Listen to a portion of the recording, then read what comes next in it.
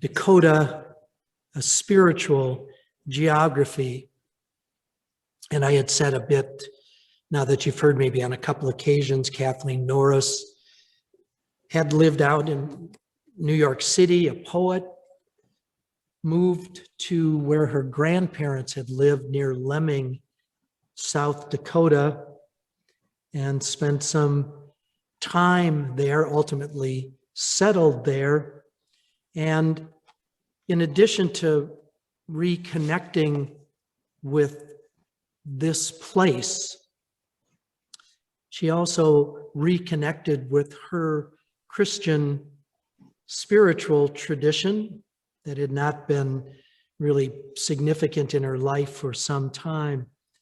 And that included both the local little Presbyterian church that we're going to hear about tonight, and also, as I mentioned before, the Benedictine community of St. John's that's centered in Collegeville, Minnesota.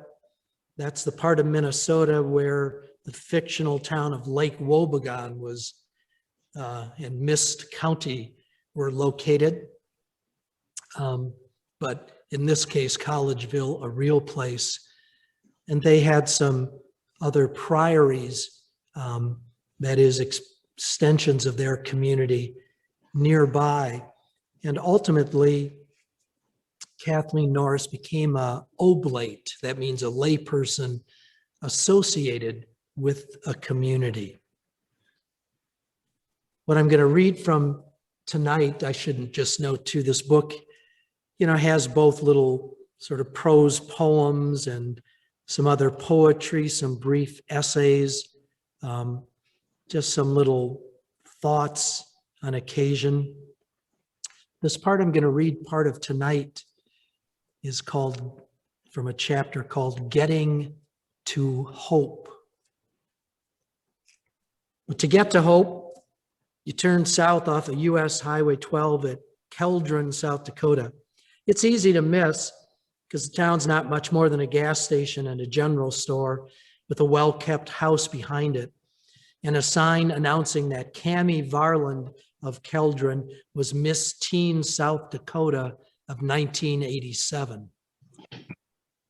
Turn onto a gravel section line road and look for a wooden map on your right. It was built by the Busy Beavers 4-H Club. It has the mysterious yet utilitarian air of seashell, twine, and bamboo maps that South Sea Islanders were once made for navigational purposes. This Keldron map consists of wooden slats painted with names and numerical inscriptions. Peterson 8S4E1N. That indicates that you would drive 8 miles south, 4 miles east, and 1 mile north to find the Peterson Ranch. The small metal sign for Hope itself, 13 south, may or may not be up. The wind pulls it down, and it can be a while before someone notices and reattaches it. But you don't need directions. Just follow the road south and turn when it turns 90 degrees west and another 90 degrees south, and then it's just another mile or so. 10.5 miles along the road at the crest of the second hill, you'll be able to see where you're going. A tiny arc in a sea of land that unfolds before you for nearly 50 miles. At night, you can see the lights of Isabel, South Dakota, some 45 miles south, and Bison, about the same distance to the southwest. The breaks of the Grand River are visible, land crumpled like brown paper, and the river itself lies at the base of the steep cliffs. It is carved into the prairie, sandstone glinting in the morning sun, where you can see Black Horse Butte, a few modest homes and farm buildings along the way. You'll notice that some are in use, but others in disrepair. The most recently abandoned, a classic 2-story house, has boarded up windows and an extensive but weed-choked corral. The house, abandoned years ago, is open to the elements. All its windows and most of its shingles gone. A large shelter belt planted in the 1930s is now a thicket of dead trees. Once the trees are gone, the house will lean with the wind until it collapses. But that will be a while. Now, like the others who have business in Hope, I know who left and I know why. Every time I pass the abandoned houses, I'm reminded of them. Hope Presbyterian Church is located by itself on the South Dakota prairie, is what the church history says, but that doesn't begin to tell it. Hope Church, which 15 years ago had a membership of 46, is down to 25 today, scattered on ranches for 30 miles around it. The loss is due to older farmers retiring and moving to town and younger farmers leaving the area. Hope Church itself is an unassuming frame building that stands in a pasture at the end of a coulee where ash trees and berry bushes flourish. Chokeberry, snowberry, buffalo berry. Place doesn't look like much, even when most of the membership has arrived on a Sunday morning. Yet it's one of the most successful churches I know. Along with Center School, the one-room schoolhouse that currently serves 9 children from Grand Valley, Riverside, and Rolling Green townships in southwest Corson County, Hope Church gives the people who live around it a sense of identity. Doesn't matter what religion they are, said one longtime member. The Lutherans and the Catholics tell us that hope is important to them too, and becoming more so, because we're the church in the neighborhood. The former pastor of Hope Church said, seeing that whenever was going on, a farm sale or a funeral or a wedding, hope was part of what happened in that community. A measure of this may be seen at the annual Vacation Bible School for Children, which is attended by both Lutherans and Catholic children. The current church was built by its members in 1961 on the cement foundation of an old barn. But its roots go back to 1916 when people gathered for Sunday worship in the dance halls of the small settlement at White Deer and Glad Valley. Church wasn't awful regular in those days, in the horse and buggy days, said an older member, the son of one of the founders. The ministers at McIntosh or Thunderhawk were circuit riders then, and it could take them a half a day to get down to us. Neither congregation ever had a church building until they merged in 1950. One congregation met in a one-room school and the other in a hall that served as a community center where baby showers and funeral luncheons and wedding dances and anniversary celebrations were also held. But Hope is well cared for. Both the outhouse and the sanctuary are freshly painted, and 2 small, attractive stained glass windows depicting a cross in the center of a sunburst and a dove with an olive branch flying over landscape that resembles the fields around Hope Church were recently added to the south wall just behind the pulpit, placed on either side of a handmade cross of varnished wood. The elegantly curved oak pews with carved end pieces are hand-me-downs from a church in Minnesota. A member of Hope drove his grain truck more than 300 miles to get them. Hope has a noble and well-used upright piano whose sound reminds me of a honky-tonk piano, like in the Western movies.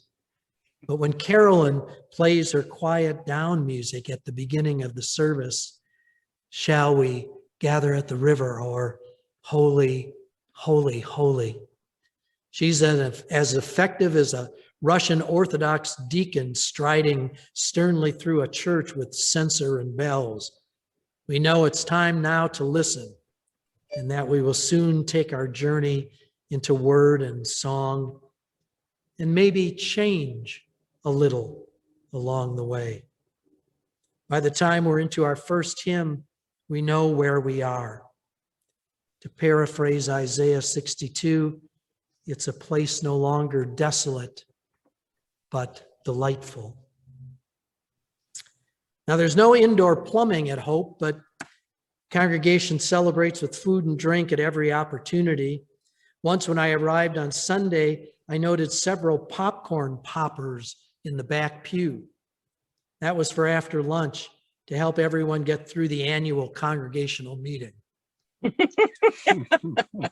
Once Hope gave me a party with homemade cake, coffee, and iced tea and Kool-Aid, and in big coolers that men carried into the basement. In the manner of other tiny churches I know, Hope is such a hospitable place that I suspect that no matter who you are or where you're from, you will be made to feel at home. But don't get so comfortable that you underestimate the people around you. Don't entertain for a moment the notion that the farmers and ranchers are quaint country folk. Most of them have college degrees, though the figure's down slightly from 85% in the mid-1980s, a statistic that startled the pastor who had last worked in Scranton, Pennsylvania, where 3% of his congregation, her congregation, was college educated. People at Hope read and they think about what's going on in the world. And if you want to know anything about the markets in Argentina or prospects for wheat in Australia, these are the people to ask. As one pastor put it, the thing that makes Hope so vibrant is that the congregation is so alive to the world. Hope's members take seriously their responsibilities as members of the world's diverse and largely poor human race. A few years ago, reasoning that people who raise food and often have a hard time getting a fair price for that should know more about why so many in the people can't afford to feed themselves. So they conducted a study of the politics of hunger.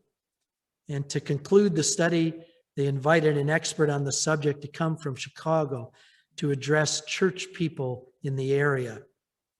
And they also studied the ethical issues of raising animals for food.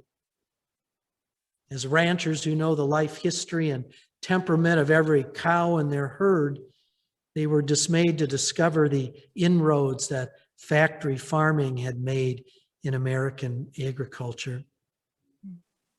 Now, in recent times, while Hope's membership declined by nearly half, the amount the church donates for mission has increased every year.